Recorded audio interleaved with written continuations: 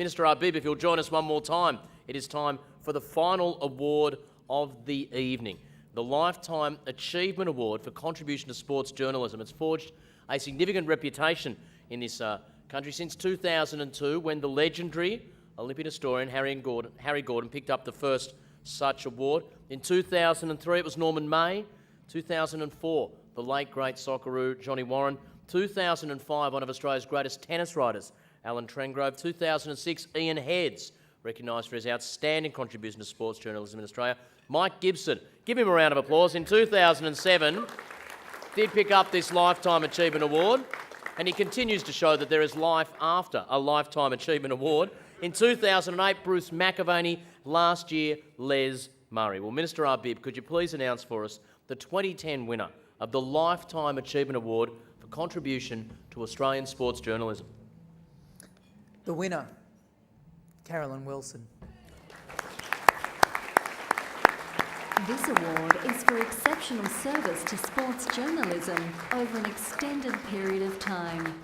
The Lifetime Achievement Award for contribution to sports journalism is awarded by the Australian Sports Commission Board and is presented to an individual who has made a lengthy, significant and influential contribution to the reporting of Australian sport.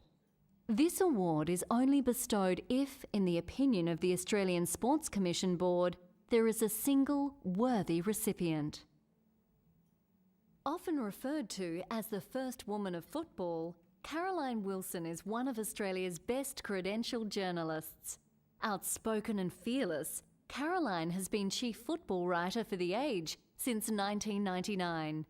She previously worked for the Melbourne Herald for 12 years, spending 3 years in the UK and Europe covering major events, including Wimbledon, the British Open Golf, the FA Cup Final, and British soccer riots.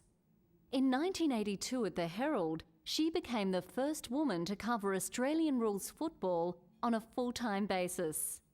Caroline has also worked in radio as an afternoon program host for 3AW, and currently appears on 3AW's pre-match AFL discussion, is a panellist on Channel 9's Footy Classified, and is a regular panel member on the ABC's Offsiders program.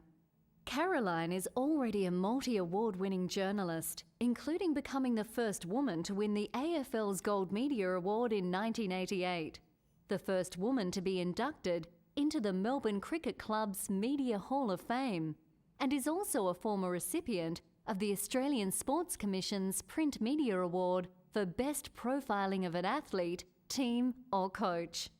Tonight, Caroline becomes the first woman to be selected as the Australian Sports Commission's Lifetime Achievement Award winner for contribution to sports journalism. Breaking up is never going to be clean when it's Kevin Sheedy and Essendon.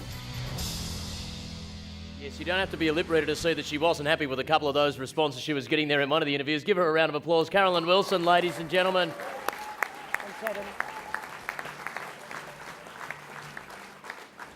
Well, there were some shocking fashions and hairdos over the journey, weren't there?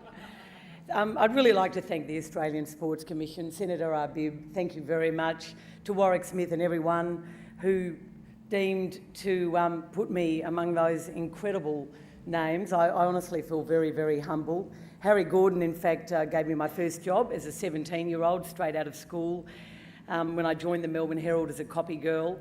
I always wanted to be a journalist. I wanted to be a film critic until about the age of 19 or 20. There was just this room in the old Melbourne Herald building where they seemed to be having a lot more fun than anywhere else in the place. So, look, I'd like to thank every sports editor and editor I've ever worked for, starting out with Ron Reid, my first sports editor, who told me that I could do anything except cover boxing. And my first editor, the late, great John Fitzgerald, who told me that the only stories worth writing were the ones they didn't want you to write, up until now with David Dick and Paul Ramage at The Age. I'd like to thank my husband, Brendan, who can't be here tonight because he's up to his neck in a state election down in Victoria. But I've been well represented by my mother, Julia, and my brother and sister, Amelia and William, who are with me tonight. Thank you, Mum, and also my father too, for indoctrinating me in football and the mighty Richmond Football Club. I'm very, very fortunate to have been born in Melbourne. I love coming here. I love Sydney, but we are a great city, and to be able to be born, grow up, have children and work full-time covering the greatest game in the world, which is Australian rules football, and work with so many great people. I've just been very, very lucky.